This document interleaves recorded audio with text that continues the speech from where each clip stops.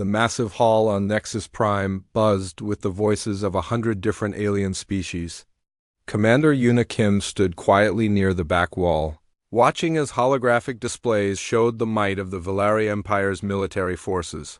Her dark eyes took in every detail as the presentation continued. General Talon Velkar stepped forward on the main platform. He was tall even for a Valari, with blue-gray skin that gleamed under the bright lights.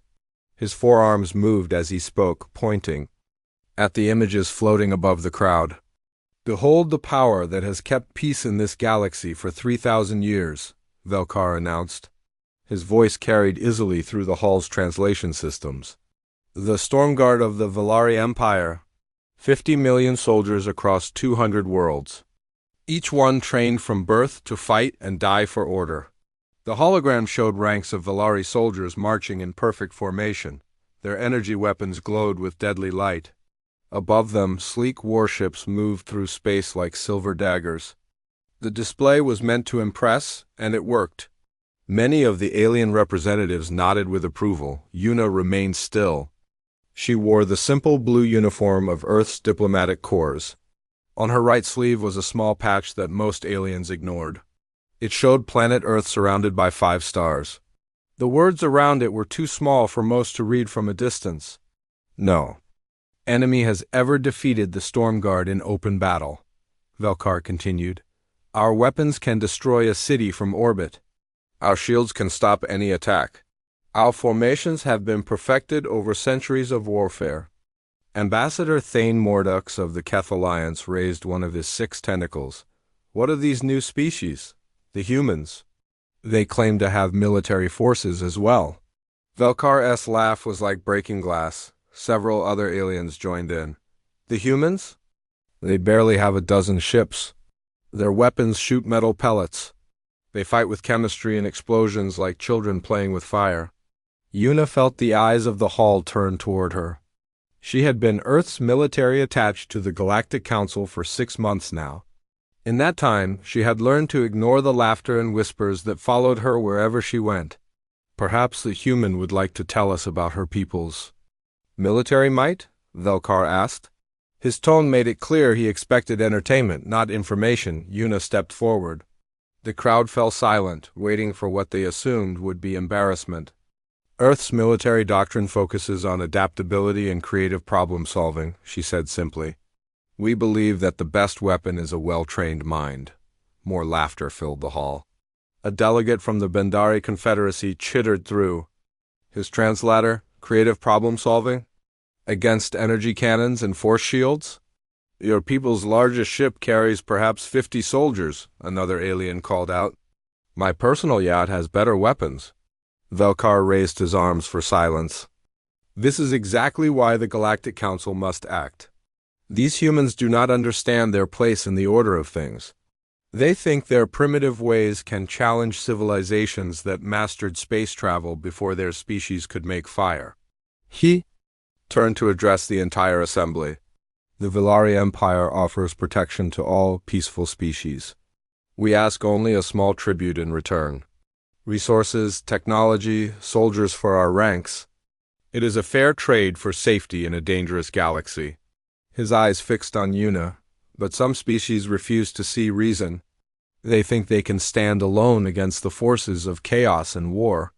These humans must learn, as others have learned, that independence is an illusion. Yuna's hand moved unconsciously to the patch on her sleeve. The movement was small, but Velkar noticed it. "What is that symbol, human? Some kind of military decoration?" He laughed again. "Did you get it for conquering a small moon?" "It represents a training program," Yuna replied calmly. "Nothing more." The Valari general's 4 eyes narrowed. "Training? What could humans possibly teach anyone about warfare? Your people have been in space for less than a century. We have been fighting wars since before your son was born." Around the hall, other delegates nodded in agreement. The Earth Dominion's representative hissed through his breathing slits. "Humans lack the natural advantages needed for true warfare.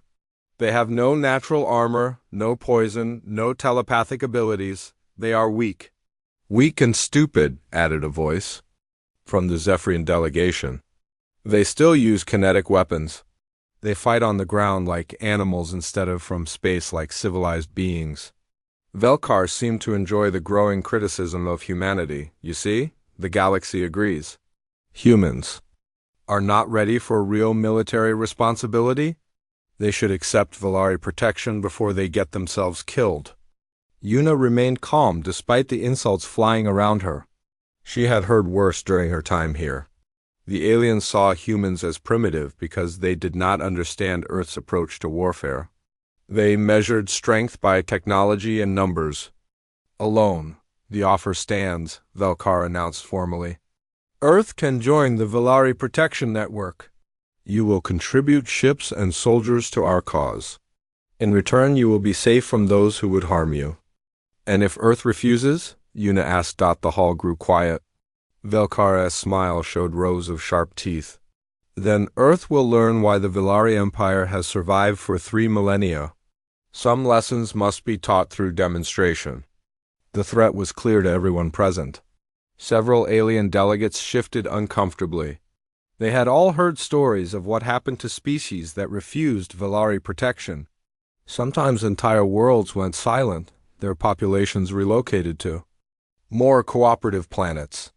We understand your position, Yuna said carefully. Earth will need time to consider your generous offer. Time, Velkar's voice rose. Time is something your people may not have much of. The galaxy is full of dangers.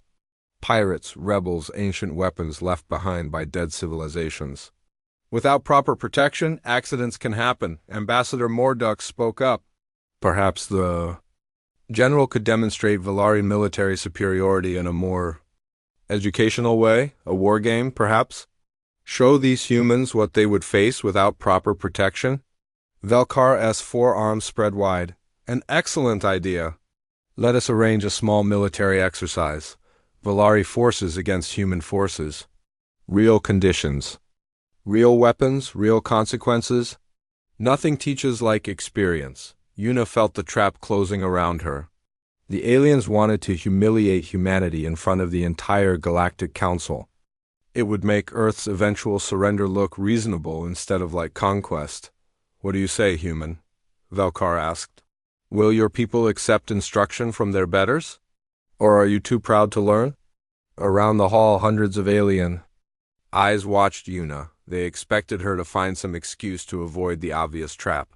They wanted to see her back down and admit human weakness. Instead, Yuna nodded slowly. Earth accepts your challenge, General Velkar. The hall erupted in surprised chatter. Velkar's 4 eyes widened. He had expected refusal or delay tactics, not acceptance. You are certain? He asked. This would be real combat training. No safety protocols. No shields or medical intervention.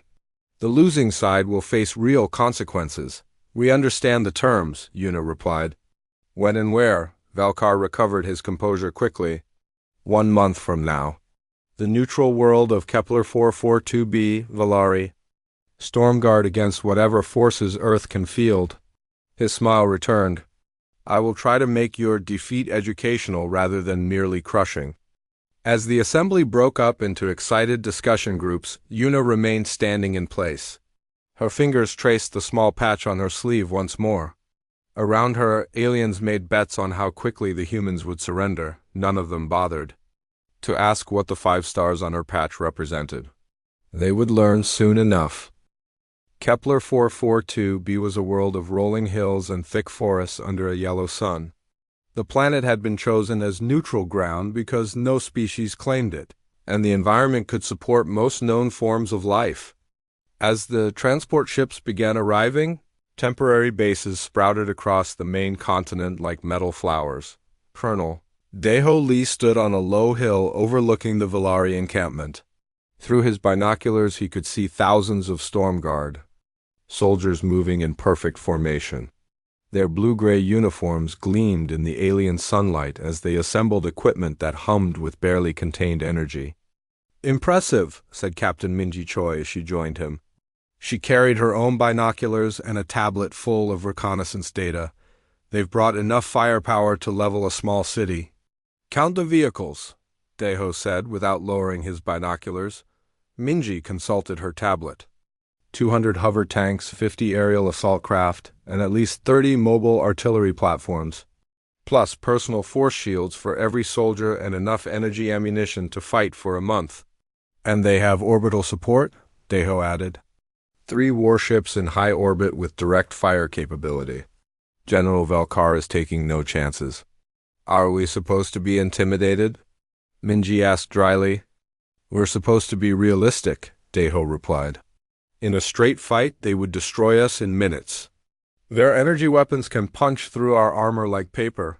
Their shields can stop our bullets completely. Their numbers advantage is overwhelming.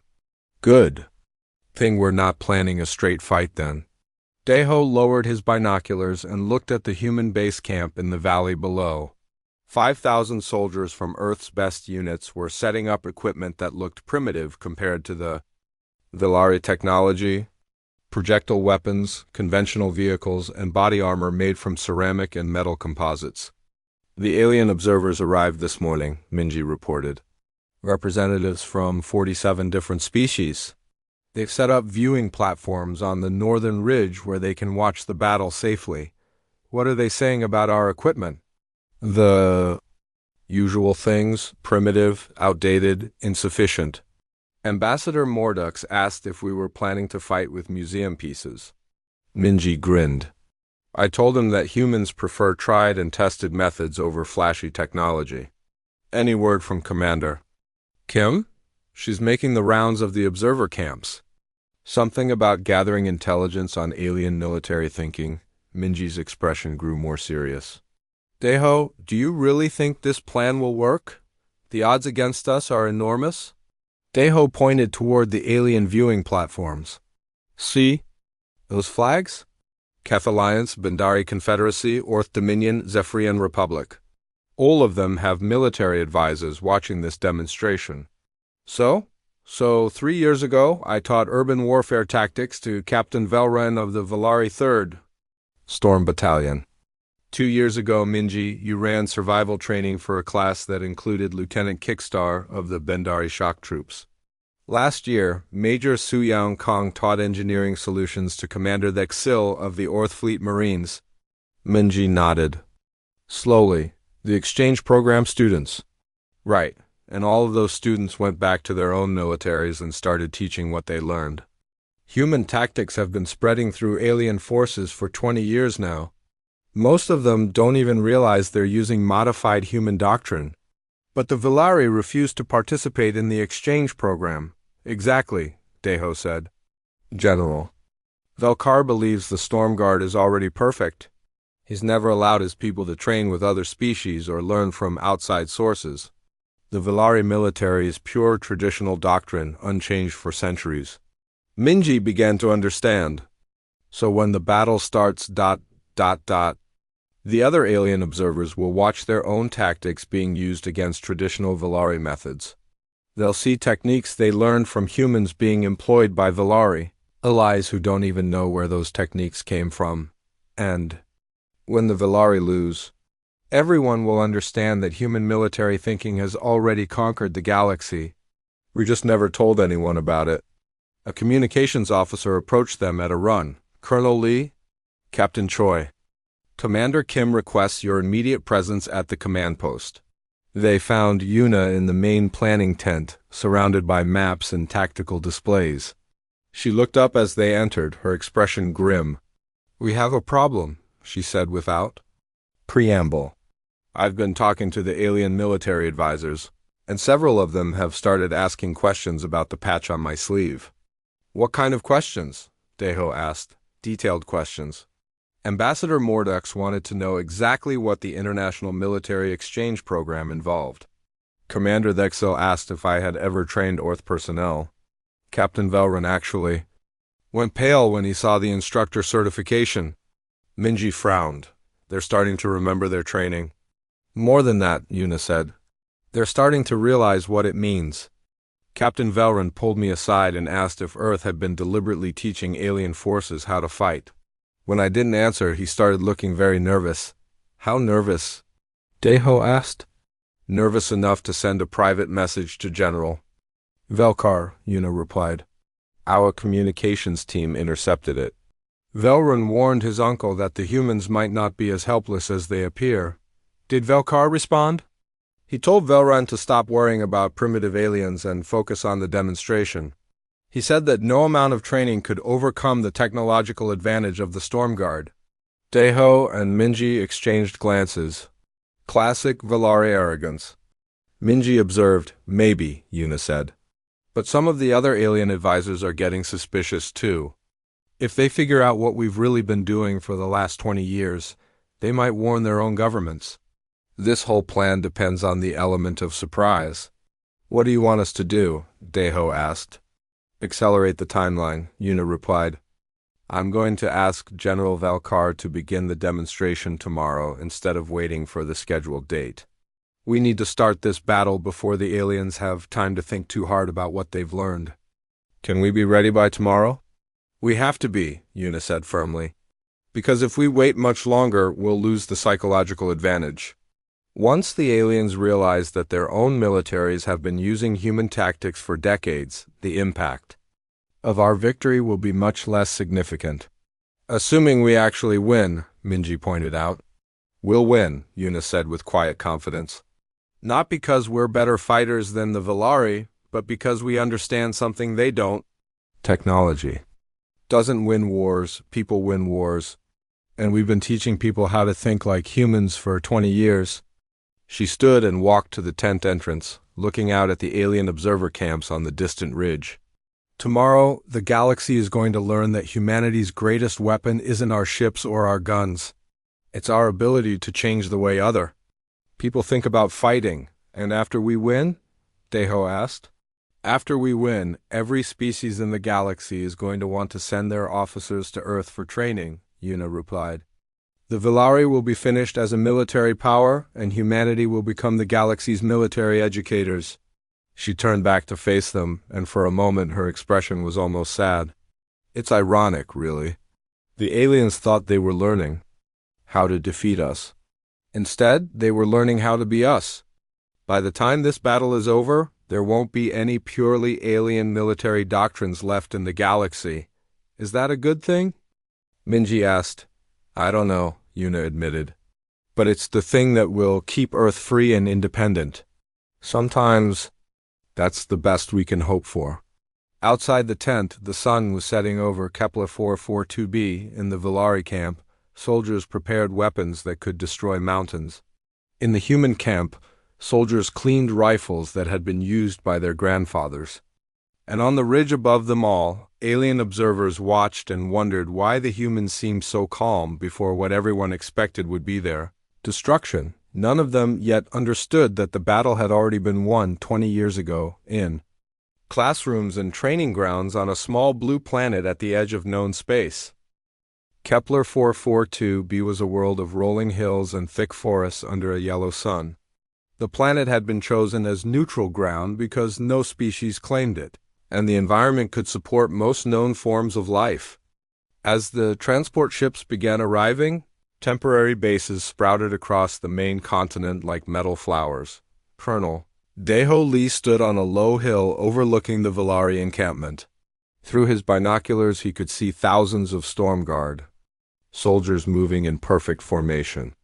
Their blue-gray uniforms gleamed in the alien sunlight as they assembled equipment that hummed with barely contained energy. Impressive, said Captain Minji Choi as she joined him.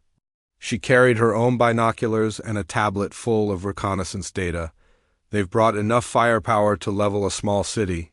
Count the vehicles, Deho said without lowering his binoculars. Minji consulted her tablet.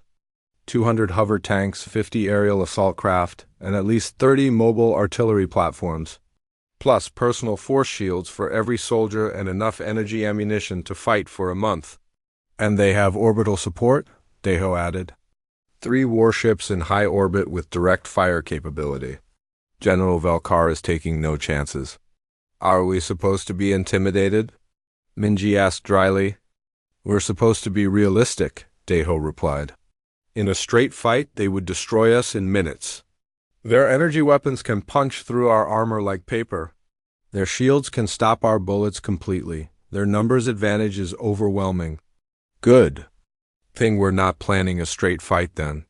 Deho lowered his binoculars and looked at the human base camp in the valley below. 5,000 soldiers from Earth's best units were setting up equipment that looked primitive compared to the Vilari technology, projectile weapons, conventional vehicles, and body armor made from ceramic and metal composites.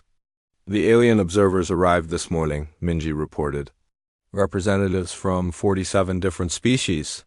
They've set up viewing platforms on the northern ridge where they can watch the battle safely. What are they saying about our equipment? The usual things: primitive, outdated, insufficient.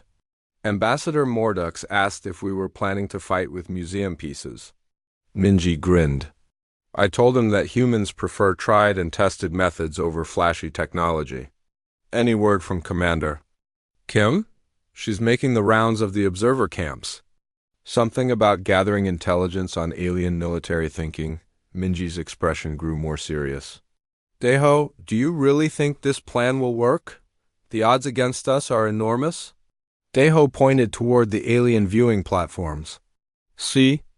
Those flags? Keth Alliance, Bendari Confederacy, Orth Dominion, Zephyrian Republic. All of them have military advisors watching this demonstration.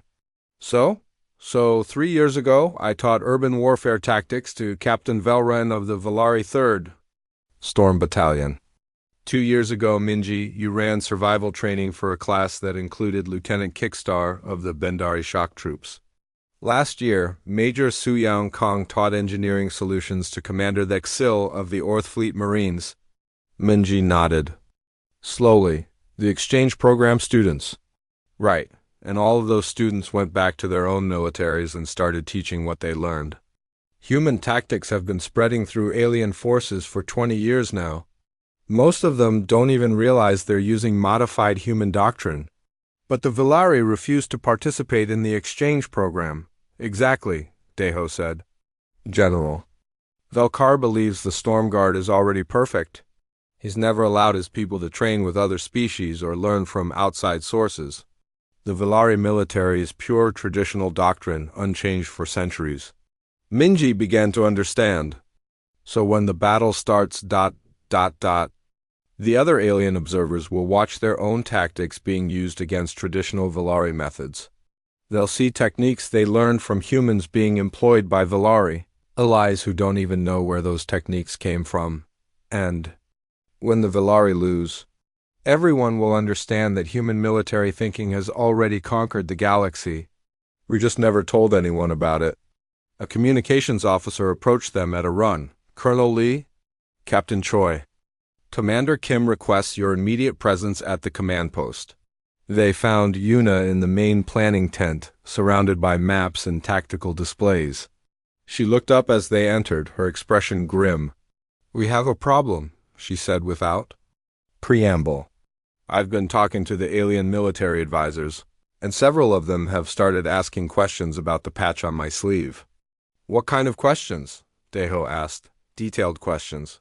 Ambassador Mordux wanted to know exactly what the International Military Exchange Program involved. Commander Thexil asked if I had ever trained Orth personnel. Captain Velren actually went pale when he saw the instructor certification. Minji frowned. They're starting to remember their training. More than that, Yuna said. They're starting to realize what it means. Captain Velren pulled me aside and asked if Earth had been deliberately teaching alien forces how to fight. When I didn't answer, he started looking very nervous. How nervous? Deho asked. Nervous enough to send a private message to General Velkar, Yuna replied. Our communications team intercepted it. Velren warned his uncle that the humans might not be as helpless as they appear. Did Velkar respond? He told Velren to stop worrying about primitive aliens and focus on the demonstration. He said that no amount of training could overcome the technological advantage of the Storm Guard. Deho and Minji exchanged glances. Classic Vilari arrogance. Minji observed, maybe, Yuna said. But some of the other alien advisors are getting suspicious too. If they figure out what we've really been doing for the last 20 years, they might warn their own governments. This whole plan depends on the element of surprise. What do you want us to do? Deho asked. Accelerate the timeline, Yuna replied. I'm going to ask General Valkar to begin the demonstration tomorrow instead of waiting for the scheduled date. We need to start this battle before the aliens have time to think too hard about what they've learned. Can we be ready by tomorrow? We have to be, Yuna said firmly. Because if we wait much longer, we'll lose the psychological advantage.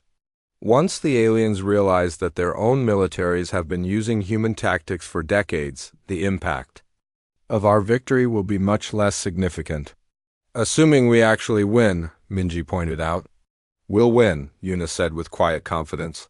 Not because we're better fighters than the Velari, but because we understand something they don't.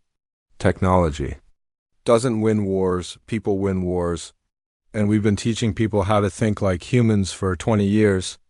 She stood and walked to the tent entrance, looking out at the alien observer camps on the distant ridge. Tomorrow, the galaxy is going to learn that humanity's greatest weapon isn't our ships or our guns. It's our ability to change the way other people think about fighting. And after we win? Deho asked. After we win, every species in the galaxy is going to want to send their officers to Earth for training, Yuna replied. The Velari will be finished as a military power, and humanity will become the galaxy's military educators. She turned back to face them, and for a moment her expression was almost sad. It's ironic, really. The aliens thought they were learning how to defeat us. Instead, they were learning how to be us. By the time this battle is over, there won't be any purely alien military doctrines left in the galaxy. Is that a good thing? Minji asked. I don't know, Yuna admitted. But it's the thing that will keep Earth free and independent. Sometimes that's the best we can hope for. Outside the tent, the sun was setting over Kepler 442b in the Velari camp. Soldiers prepared weapons that could destroy mountains. In the human camp, soldiers cleaned rifles that had been used by their grandfathers. And on the ridge above them all, alien observers watched and wondered why the humans seemed so calm before what everyone expected would be there: destruction. None of them yet understood that the battle had already been won 20 years ago in classrooms and training grounds on a small blue planet at the edge of known space. The war game began at dawn with the sound of Velari energy weapons lighting up the morning sky. General Valkar had chosen to open with a massive frontal assault, sending 20,000 Storm Guard soldiers across the Central Valley in perfect formation. Their blue-gray uniforms moved like a living carpet across the grassland, while hover tanks provided covering fire from behind on the alien observation ridge. Representatives from 47 species watched through high-powered telescopes and recording devices. The betting pools had closed with final odds of 1,000 to 1 in favor of the Velari. Several species had refused to take bets on the humans at all, considering it unsporting to wager on certain death. Look at them, Ambassador Morduk said to his aide as the Velari advance continued. Perfect discipline. Perfect coordination. Each soldier knows exactly what every other soldier will do. The humans appear to be retreating, observed Commander Thexil of the Orth Dominion. Through his telescope, he could see small groups of human soldiers falling back toward the forest line. They are not even attempting to hold their positions. Of course they are retreating, laughed Representative Kolvan of the Zephyrian Republic. What else can they do against energy weapons and force shields? Their primitive bullets cannot even penetrate Velari armor. In the valley below, the reality was somewhat different. Sergeant Major Hyunwoo-nam crouched behind a fallen log with his squad of 12 soldiers. They had been retreating for 30 minutes, but it was not the panicked flight the aliens expected to see. Contact in 60 seconds, whispered Private Young-ho Kim into his radio. Teams 2 and 3 are in position. Understood, Hyunwoo replied softly. Remember, wait for the smoke. The advancing Velari soldiers moved with the confidence of inevitable victory. Their energy weapons had destroyed the human defensive positions within minutes of the battle's start. Their force shields had stopped every human bullet that came their way. Now they were pursuing a broken enemy through terrain that offered no real cover, Captain. Velrun led the advance elements of the 3rd Storm Battalion. He had been trained since childhood for moments like this, when superior Valari technology would demonstrate its dominance over primitive alien thinking. Yet something about the human retreat bothered him. It was too organized, too deliberate. "Sir," called Lieutenant Peckstar from beside him, "the humans are not fleeing in panic. They are conducting a tactical withdrawal. All species retreat when faced with superior firepower," Velron replied. "It does not matter how they do it. The result is the same." But even as he spoke, Velron felt uneasy. Something about this human movement pattern reminded him of training exercises he had participated in years ago. The way the soldiers moved in small groups, the way they used cover, the way they seemed to be drawing the Valari forces forward into specific areas. The first smoke grenades went off without warning. Suddenly, the clear morning air filled with thick gray clouds that spread rapidly across the battlefield. The Valari soldiers found their vision blocked and their targeting systems confused by the primitive chemical smoke. "What is this?" demanded General Velkar from his command position. "Where did this smoke come from?" "Human grenades, sir," reported his communications officer. "Simple chemical devices. Our sensors show no toxic properties." "Then it is merely a delay tactic," Velkar said dismissively. "Order the advance to continue. Our forces can fight blind if necessary." But the Valari soldiers discovered that fighting blind was more difficult than their general assumed. In the smoke, they're perfect. Formations became confused. Soldiers bumped into each other and lost track of their positions. The energy weapons that had been so effective at long range became useless when they could not see their targets. And in the smoke, the humans came alive. Hyan Wu Nam moved through the gray clouds like a ghost. His squad had trained for this exact scenario countless times. They knew how to navigate by sound and touch while their enemies stumbled around blindly. When a Valari soldier appeared out of the smoke, Yunwu was ready. The Valari's force shield stopped the first bullet, just as expected. But Yunwu had not fired just one bullet. His rifle sprayed a continuous stream of projectiles that overloaded the shield's power source within seconds. The Valari soldier fell with a look of surprise on his face. "Impossible," the soldier gasped. "The shields are impenetrable. Only if you don't understand how they work," Yunwu replied. But the Valari was already unconscious. All across the smoke-covered battlefield, similar scenes played out. Human soldiers who had spent years studying Valari technology found ways to overcome every advantage the Storm Guard possessed. Force shields could be overloaded with sustained fire. Energy weapons needed clear sight lines to be effective. Hover tanks were vulnerable to attacks from below. Private Jung-ho Kim crawled under a Valari hover tank and attached a simple explosive device to its power core.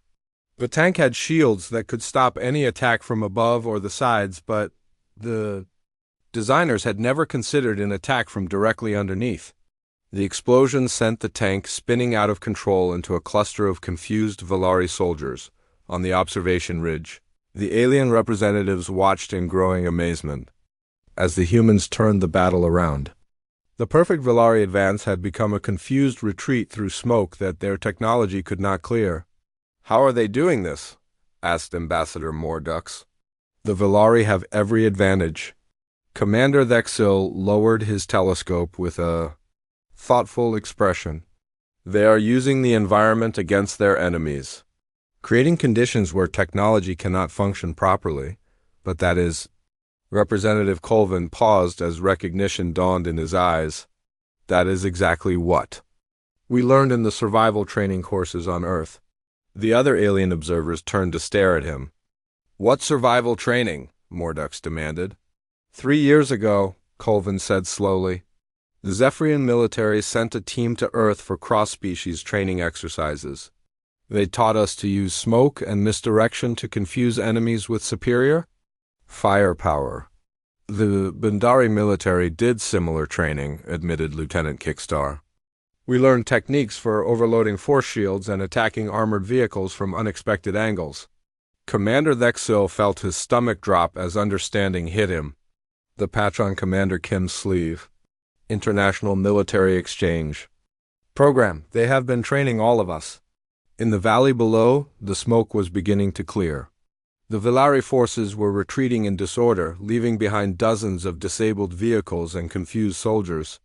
The humans had not just survived the first engagement. They had won it decisively. Major Su Yang Kong supervised her engineering teams as they quickly repaired damaged equipment using salvaged Velari technology. Her soldiers moved with practiced efficiency, turning enemy weapons against their former owners and adapting alien vehicles for human use. Sir, reported Corporal Sangwoo Park, we have captured 3 hover tanks and a mobile artillery platform. The Velari power systems are compatible with our equipment after minor modifications. Excellent, Su Yang replied. Load them with our ammunition and prepare for the next engagement. The general will not make the same mistake twice. She was right. General Velkar was already planning his response to the unexpected human success. He had more soldiers, better weapons, and orbital support that the humans could not match. One victory meant nothing in a larger war, but on the observation ridge, the alien representatives were beginning to understand that they were not watching a simple demonstration of military superiority. They were watching the practical application of training techniques that many of their own militaries had learned from humans. And if humans could teach aliens to fight like this, what did that say about human military capabilities? Captain Velrun gathered the survivors of his battalion behind a line of hills away from the smoke and chaos. His soldiers looked shaken by their first real defeat in living memory. Many of them were injured, and all of them were confused. How did primitive humans overcome our shields and weapons? Asked Lieutenant Peckstar. Velrun did not answer immediately. He was remembering training exercises on Earth, where human instructors had taught him exactly the techniques that had just been used against his forces. The irony was almost too painful to acknowledge. They did not overcome our technology, he said finally. They made our technology irrelevant. Sir? They changed the rules of engagement, Velrun explained. Instead of fighting the battle we wanted to fight, they forced us to fight the battle they wanted to fight. He looked back toward the smoke-covered valley where his soldiers had been so thoroughly outmaneuvered. And that, he said quietly, is exactly what human military doctrine teaches. As the first day of battle ended, the alien observation camp buzzed with confused conversations. What had started as entertainment had become something much more disturbing. The humans had not just survived against overwhelming odds. They had systematically dismantled a superior force using tactics that seemed strangely familiar. Representative Thane Mordux of the Keth Alliance found himself walking toward the human command area as evening fell over Kepler 442b. He had spent the afternoon reviewing recordings of the battle, trying to understand how primitive humans had defeated advanced Velari technology. The answer he was reaching made him deeply uncomfortable. Commander Yuna Kim stood outside the main planning tent, watching the sunset paint the sky in shades of orange and purple. She did not seem surprised when Mordux approached, even though no alien representative had visited the human camp since the war game began. Ambassador, she said politely, I did not expect to see you here. I came to ask about that patch on your sleeve, Mordux replied directly. His 6 tentacles writhed with nervous energy as he spoke. The International Military Exchange Program. What exactly did that program involve? Yuna looked down at the small insignia on her uniform. Training, mostly. Cross-species military cooperation. Building understanding between different military traditions. What kind of training? All kinds, Yuna said carefully. Tactics, strategy, equipment usage, survival techniques. We tried to share knowledge and learn from each other. Mordux was quiet for a long moment. 15 years ago, the Keth Alliance sent a group of officers to Earth for what we were told was intelligence gathering. They were supposed to study human military weaknesses and report back on how to defeat your forces if necessary. I remember that group, Yuna said. Bright students, very eager to learn. When they returned, they introduced new training methods to our military. Flexible tactics, adaptive thinking, unconventional problem solving. They said these were improvements to traditional Keth doctrine. Were they improvements?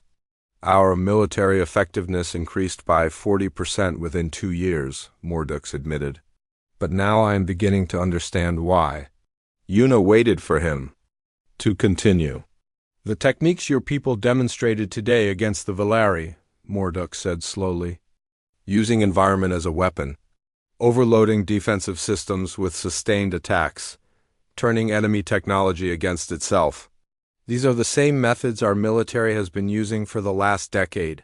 Interesting coincidence, Yuna observed. It is not a coincidence, Mordux said firmly. You taught our officers to think like humans. They returned home and taught others to think like humans. The Keth military has been using human tactical doctrine for 15 years without realizing it. And how do you feel about that discovery? Mordux's tentacles coiled tightly around his torso. Concerned.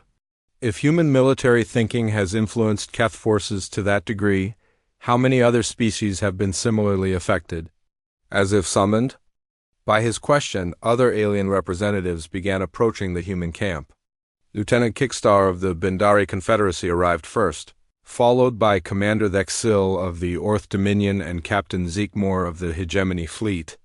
We need to talk, Kickstar said without preamble, about the training programs our militaries participated in on Earth. Yuna gestured toward a circle of camp chairs that had been set up around a small fire. Please sit. I think this conversation was inevitable. The alien officers arranged themselves around the fire, their different physiologies making for an odd gathering. The flames cast dancing shadows on faces, tentacles, and scaled skin as night settled over the battlefield. How many species? Commander, Thexil asked directly. How many militaries have you influenced? All of them, Yuna replied simply. Every major military force in the galaxy has sent personnel to train with human forces over the last 20 years. Some sent more than others, but everyone participated. Except the Velari, Kickstar observed. Except the Velari, Yuna confirmed. General Velkar believed his storm guard was already perfect. He refused to allow any cultural contamination from primitive alien sources. Captain Zeekmore leaned forward, his 4 eyes glowing in the firelight. My government sent me to Earth 3 years ago to study human weaknesses. I was supposed to identify the best ways to exploit your military limitations. What did you learn instead? Yuna asked. I learned that human limitations are actually strengths, Zeekmore admitted. Your lack of natural armor forces you to be creative with protection. Your weak individual physiology makes you rely on teamwork and technology. Your short lifespans make you think quickly and adapt rapidly. And you taught these insights to your fellow hegemony officers? Yes, Zeekmore said quietly. I returned home and completely reformed our training programs. We abandoned traditional hegemony doctrine in favor of human-inspired methods. Our effectiveness improved dramatically. Commander Thexil was nodding slowly. The same thing happened with the Orth Dominion. Our officers who trained on Earth came back as advocates for flexible thinking and adaptive tactics. Within 5 years, we had restructured our entire military academy system. The Bindari Confederacy, too, added Kickstar. We were so impressed with the improvements that we sent more and more officers to Earth for training.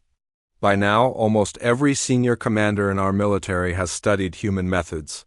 Mordux spoke up from across the fire, which means that when the Velari face other alien forces in future conflicts, they will be fighting enemies who think like humans. That's already happening, Yuna said. Look at today's battle.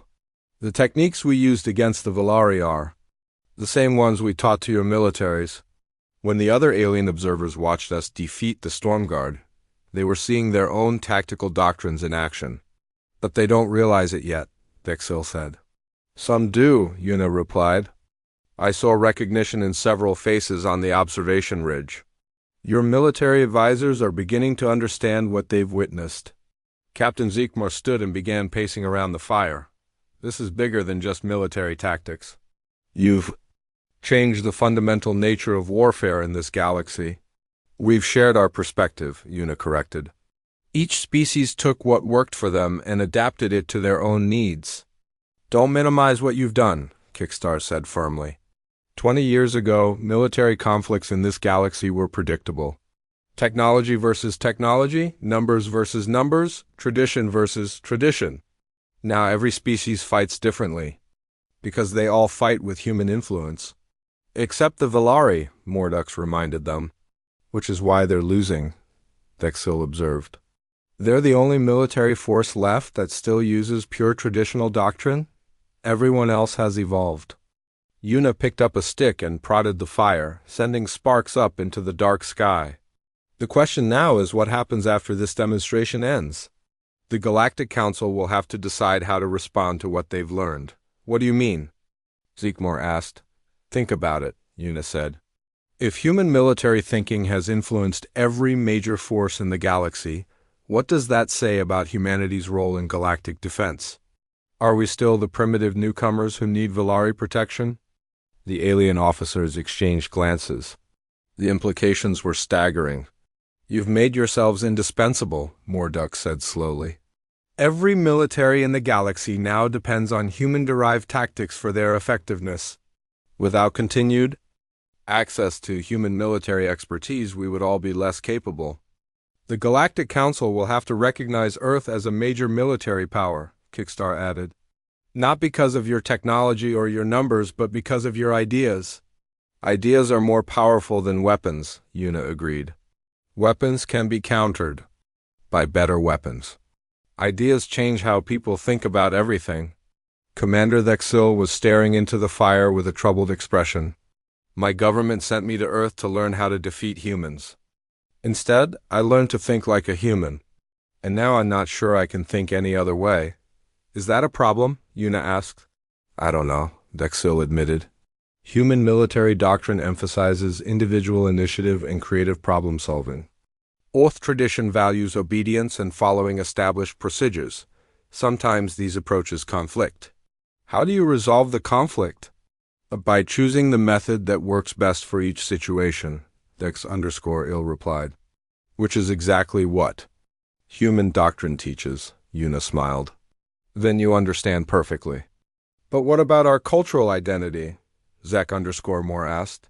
If we all fight like humans, are we still truly hegemony or Bendari or Orth? You're still yourselves, Yuna assured him. You've just added new tools to your mental toolkit. Human influence doesn't erase your original nature, it expands your options. The Velari won't see it that way, More_Dux warned. General Velkar will claim that humanity has corrupted the galaxy's military traditions. He'll say that pure Velari doctrine is superior to hybrid human-alien methods.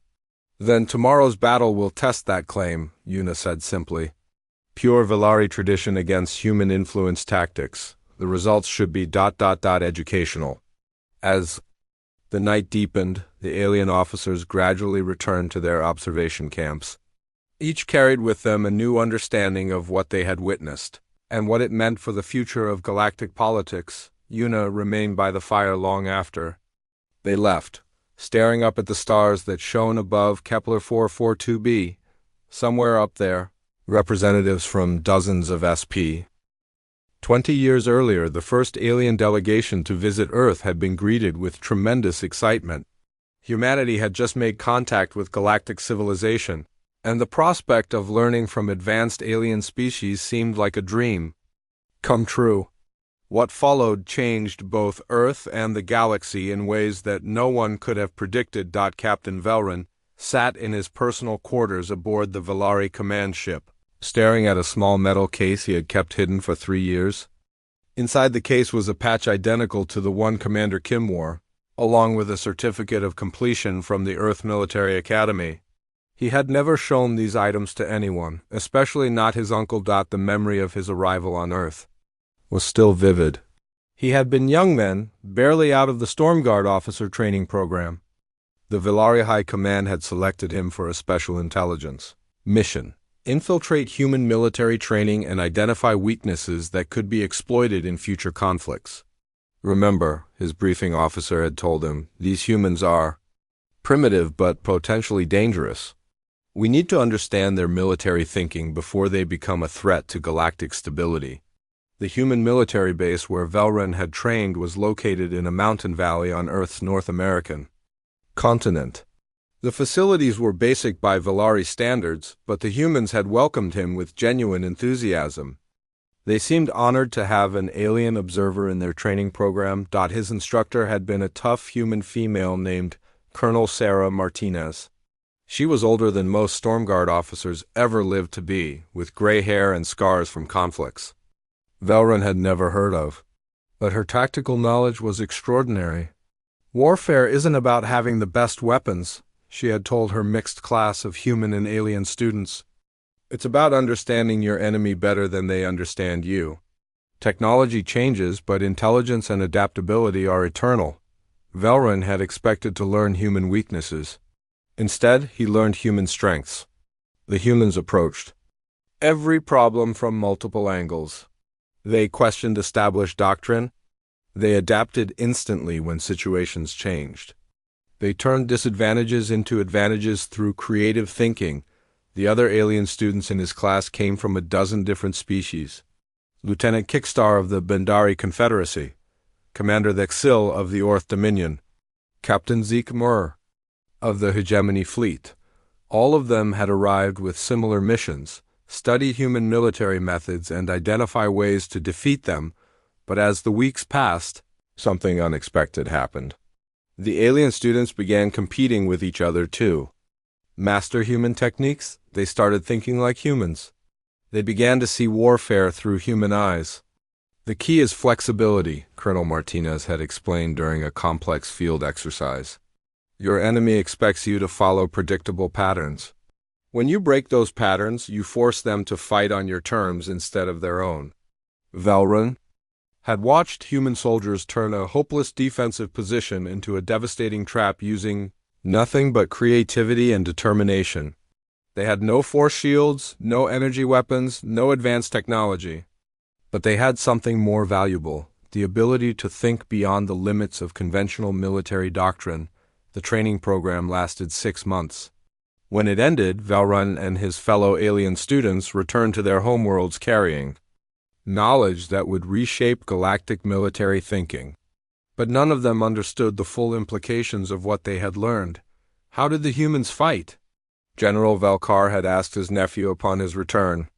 Primitively, Velrun had lied. They rely on crude weapons and simple tactics. They would be easy to defeat in conventional warfare. But privately, Velrun had begun incorporating human methods into his own unit's training. He taught his soldiers to think creatively under pressure. He showed them how to adapt when plans failed. He demonstrated techniques for turning enemy strengths into weaknesses. The improvements were remarkable. The 3rd Storm Battalion became the most effective unit in the Velari military. Other commanders began asking Velrun for advice. Soon, modified human tactics were spreading through the Stormguard without anyone realizing their origin. The same thing was happening throughout the galaxy. Alien officers who had trained on Earth returned home and quietly reformed their military doctrines. They told themselves they were improving traditional methods, not adopting alien thinking. But the changes were profound and lasting. Now, 3 years later, Velrun sat on a battlefield where human forces had just defeated his own soldiers using the very techniques he had learned and taught.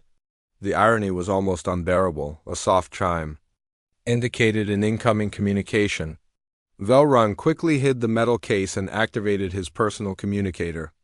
General Velkar's image appeared in holographic form. "Nephew," the general said without preamble, "I want your honest assessment of today's battle. How did primitive humans overcome our technological advantages?" Velrun hesitated. He could tell the truth and admit that human military doctrine was superior to Velari tradition. Or he could continue the deception that had protected his career for 3 years. "They used unconventional tactics," he said carefully. "Methods that our traditional doctrine does not address?" "What kind of methods?" "Environmental manipulation, technological adaptation, psychological warfare. They fought unpredictably." "General." Velkar's 4 eyes narrowed. "Unpredictably?" The Storm Guard trains for every possible combat scenario. Not these scenarios, Uncle. The humans approach warfare differently than any species we have encountered. They do not follow established patterns. All species follow patterns, Velkar insisted. It is the nature of organized military action. Not humans, Velrin said quietly. They change patterns constantly. They adapt to each situation individually. They think ... Think what? Velrin took a deep breath. They think like we have? Been training our forces to think for the last 3 years. The silence that followed was long and uncomfortable. General Velkar stared at his nephew through the holographic connection, his expression growing more suspicious. What do you mean by that? The tactical improvements you have praised in my battalion, Velrin said slowly. The flexible thinking you have encouraged in other units. The adaptive training methods that have spread through the Storm Guard, they are all based on principles I learned during my intelligence mission to Earth. You told me human military doctrine was primitive. I lied, Velrin admitted. Human military doctrine is the most advanced in the galaxy. I have been teaching Storm Guard units to fight like humans for 3 years. The hologram flickered as General Velkar processed this information. You have contaminated the purity of Velari military tradition with alien thinking? I have improved our effectiveness by 400%, Velrin replied. Every unit that has adopted human-influenced methods has become significantly more capable. But they are no longer truly Velari. Uncle, the humans we fought today defeated forces using pure Velari doctrine with ease. The only Velari units that might stand a chance against them are the ones that have learned to think creatively. General? Velkar was quiet for a long moment. How many other species have been similarly contaminated? All of them, Velrin said. Every military force in the galaxy has officers who trained on Earth. Human tactical thinking has spread everywhere except to the highest levels of Storm Guard command. Which means that when you face other alien militaries in the future, you will be fighting enemies who think like humans. The only military force in the galaxy that still uses pure traditional doctrine is the Storm Guard command structure. The implications hit General Velkar like a physical blow. If human military thinking had influenced every other species, then the Velari were no longer facing primitive aliens with inferior methods. They were facing enemies who had learned to fight like the most militarily successful species in the galaxy. Tomorrow's battle, he said slowly. What will happen? We will lose, Velrin said simply. Unless we admit that human military doctrine is superior and adapt accordingly. Never, Velkar said firmly. The Storm Guard has maintained its traditions. For 3,000 years. We will not abandon them now for the sake of primitive alien thinking. Then we will be destroyed, Velrin replied. Not by human weapons, but by human ideas that have already conquered the rest of the galaxy. The communication ended abruptly, leaving Velrin alone with his thoughts. He opened the metal case again and looked at the patch that represented the most important education of his life. Tomorrow, he would have to choose between loyalty to his uncle and the survival of his soldiers. It was not a difficult choice to make. The second day of battle began before dawn with General Velkar's desperate gamble. He had committed every reserve unit to a massive final assault, determined to crush the human forces through sheer overwhelming power. 30,000 Storm Guard soldiers advanced across the battlefield in 3 separate formations, supported by orbital bombardment from the Velari fleet on the observation ridge.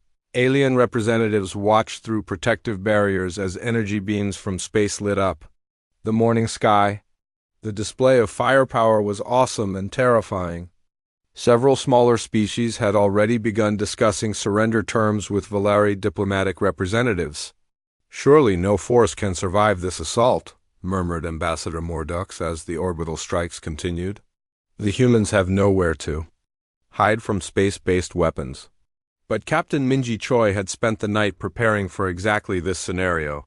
Her reconnaissance teams had identified every orbital firing solution and prepared countermeasures that the Velari could not have anticipated.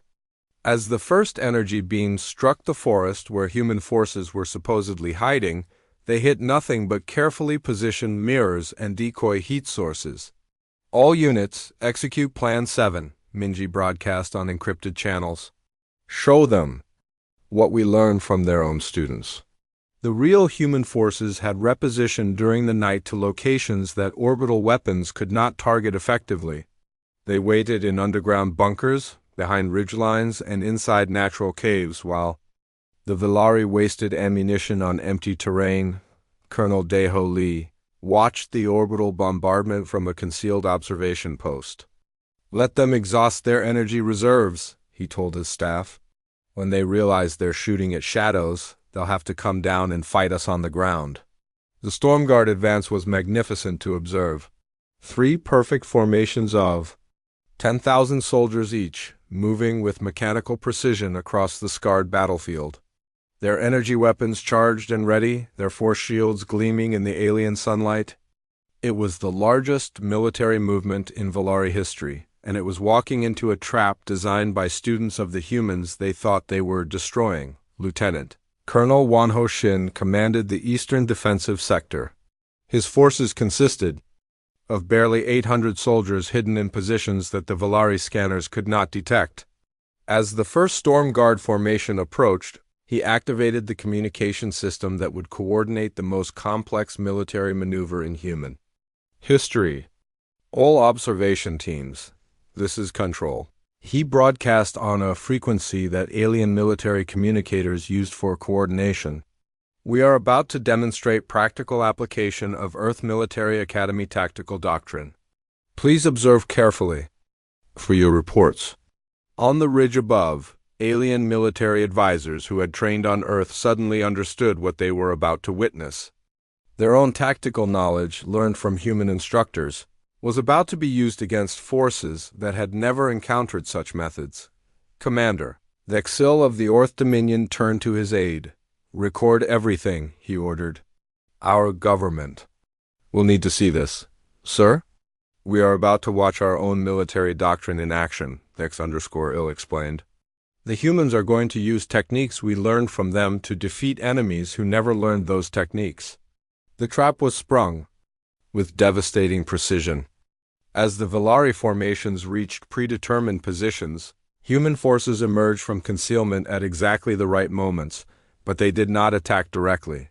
Instead, they used methods that alien observers recognized with growing amazement. Staff Sergeant Bogum Ru led a squad that attacked the Velari formation from behind using infiltration techniques he had taught to Orth Dominion Special Forces 2 years earlier. The Storm Guard soldiers found themselves under fire from directions their doctrine said were impossible to attack from.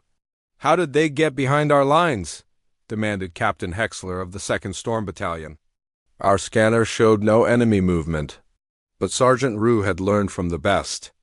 The infiltration methods he was using came from Commander Thexil himself, who had modified traditional Orth stealth techniques with human creativity during his time on Earth.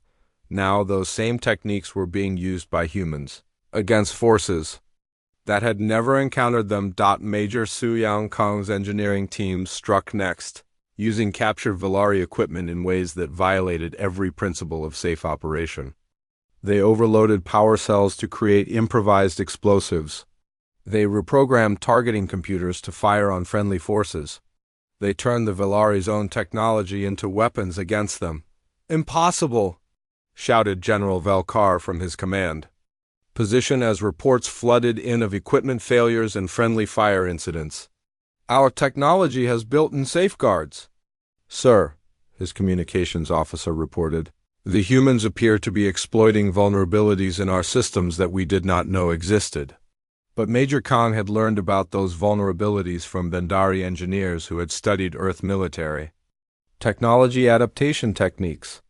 Lieutenant Kickstar's people had shared their knowledge freely during joint exercises, never imagining it would be used against their allies. The real devastation came when the alien observers began recognizing specific tactical maneuvers being executed on the battlefield below. Representative after representative pointed at movements and formations they had seen before in their own military exercises. "That flanking maneuver," gasped Captain Zeekmore of the Hegemony Fleet. "I taught that to my unit last year." "The artillery coordination pattern," added Lieutenant Kickstar. "That is from the Bendari field manual we revised after our officers returned from Earth." "The communication disruption technique," said Commander Thexil quietly. "I developed that based on methods I learned during my time at the Human War College." "Ambassador." Mordux felt his tentacles coil with horrified understanding. "They are using our own tactics against forces that have never seen those tactics before?" On the battlefield, the result was chaos for the Storm Guard. Every move they made was anticipated. Every formation they adopted was countered by methods they had never encountered. Their perfect discipline became a liability when facing enemies who fought with creative unpredictability. Captain Velron found himself in command of the 3rd Storm Battalion after his superior was killed by sniper fire from an impossible angle. His soldiers looked to him for orders, but he knew that traditional Valari doctrine would only get more of them killed. "Sir," called Lieutenant Pextar, "what are your orders?"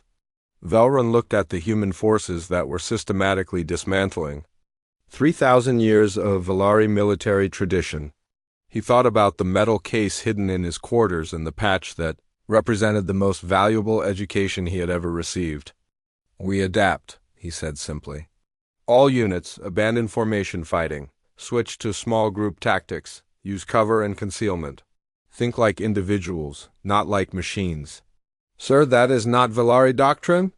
"Valari doctrine is failing," Velron replied. "If we want to survive, we fight like humans." The transformation was remarkable. As Storm Guard units began using human-influenced tactics, their effectiveness improved dramatically. They stopped being predictable targets and started being adaptive combatants. The battle began to stabilize for the first time since the trap was sprung. On the observation ridge, alien representatives watched in fascination as Valari soldiers abandoned their traditional methods and started fighting with techniques they recognized from their own militaries.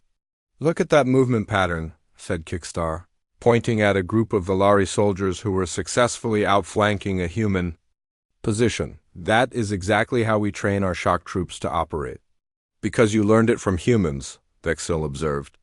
"And now the Valari are learning it from you." The implications were staggering. In real time, they were watching human military doctrine spread to the last major force in the galaxy that had resisted it. The Storm Guard was abandoning 3 millennia of tradition in favor of methods that would let them survive against human-trained enemies. General Velkar watched his perfect military machine transform itself into something he no longer recognized. Units that had fought with mechanical precision for centuries were suddenly acting with individual initiative. Soldiers who had never questioned orders were making tactical decisions based on immediate circumstances. "What are they doing?" he demanded. "Learning to think like humans," his aide replied quietly. "It appears to be the only way to avoid complete destruction." "Then we have already lost," Velkar said bitterly. "If the Storm Guard must abandon its nature to survive, then we are no longer truly Valari." As the day wore on, the battlefield became a laboratory for studying the collision between traditional alien military doctrine and human-influenced adaptive thinking. Every engagement demonstrated the superiority of flexible methods over rigid traditions, but perhaps most important, every alien observer could see their own military techniques being used by both sides. The humans fought with methods they had taught to alien students. The Valari fought with methods they were learning from alien allies who had learned them from humans. By sunset, the distinction between human and alien military doctrine had completely disappeared. Everyone was fighting like humans, whether they realized it or not, and that, more than any battlefield victory, proved that humanity had already won the most important war of all, the War F. 3 days after the battle ended, the Galactic Council convened an emergency session aboard the massive space station that orbited Nexus Prime. Representatives from every major species filled the Great Hall, their conversations creating a buzz of nervous energy that had not been heard since the formation of the Council itself. Commander Una Kim stood in the center of the chamber, surrounded by holographic displays. Showing footage from the battle on Kepler 442b, the images spoke for themselves. Stormguard forces abandoning traditional tactics, alien military advisors recognizing their own techniques being used by human soldiers, and the systematic transformation of the galaxy's most conservative military into something unrecognizable. General Velkar sat in the Velari delegation area, his forearms folded tightly across his chest. He had not spoken since arriving at the station, but his expression revealed the depth of his humiliation. The Stormguard had not been defeated by superior weapons or overwhelming numbers. They had been defeated by ideas. The question before this council, announced High Arbiter Zender, is how to respond to the revelations of the past week. It appears that human military doctrine has influenced every major military force in the galaxy without our knowledge or consent. Influenced? Interrupted Representative Colvin of the Zephyrian Republic. That is an understatement. Our entire military academy curriculum has been restructured around principles learned from human instructors. We are no longer fighting with traditional Zephyrian methods. The same is true for the Bendari Confederacy, added Lieutenant Kickstar. Our tactical manuals have been completely rewritten. Our officers think differently, plan differently, fight differently. We have become something new. Commander Thexil of the Orth Dominion stood to address the assembly. The question is not whether human ideas have influenced us. The question is whether this influence has made us stronger or weaker. Weaker! General Velkar finally spoke, his voice carrying clearly through the chamber's amplification system. You have abandoned the military traditions that served your species for millennia. You have corrupted the purity of your martial heritage with alien thinking. And yet, said Ambassador Mordux calmly, those same alien ideas allowed Velari forces to survive the final day of battle. When your soldiers abandoned traditional Stormguard doctrine and began fighting like humans, their effectiveness improved dramatically. The hall fell silent as all eyes turned to General Velkar. He stood slowly, his tall frame rigid with military bearing. The Stormguard fought for 3,000 years without needing to learn from others, he said. We maintained order in this galaxy through strength and discipline. We did not require creative thinking or adaptive tactics because our traditional methods were sufficient. Were sufficient, Una said quietly, past tense. Velkar's four eyes fixed on her with undisguised hatred. Your people corrupted the galaxy's military institutions through deception. You pretended to share knowledge while actually spreading your own doctrine like a virus through our forces. We taught volunteers who came to us asking to learn, Una replied calmly. Every species sent their officers to Earth voluntarily. We never forced anyone to adopt our methods. But you knew what would happen, accused Representative Thexmore of the Crystalline Assembly. You knew that officers trained in human methods would return home and influence their own militaries. We hoped they would, Una admitted. Military knowledge should not be hoarded by one species. We believe that sharing our perspective would make everyone stronger. Stronger? General Velkar laughed bitterly. You have made us all dependent on human thinking. Without continued access to your military expertise, our forces would be less effective than they were before we met you. Exactly, said High Arbiter Zender. Which brings us to the real issue. If human military doctrine has become essential to galactic defense, what does that mean for humanity's status in the Council? The question hung in the air like a challenge. For decades, Earth had been considered a minor power seeking protection from superior civilizations. The Velari had offered to shield humanity from galactic dangers in exchange for tribute and submission. Other species had seen humans as primitives who needed guidance and supervision. Now everything had changed. The evidence is clear, said Captain Zikmore of the Hegemony Fleet. Human military thinking has become the foundation for galactic defense. Every major conflict in the last decade has been won using tactics derived from human doctrine. The pirate wars in the Outer Rim, added Commander Thexil. The rebellion of the synthetic worlds. The recent border conflicts with extragalactic raiders. All resolved using methods that can be traced back to human military education. Lieutenant Kickstar stood to address the assembly. My government has analyzed our military effectiveness over the last 20 years. Since adopting human-influenced tactics, the Bendari military has achieved a 93%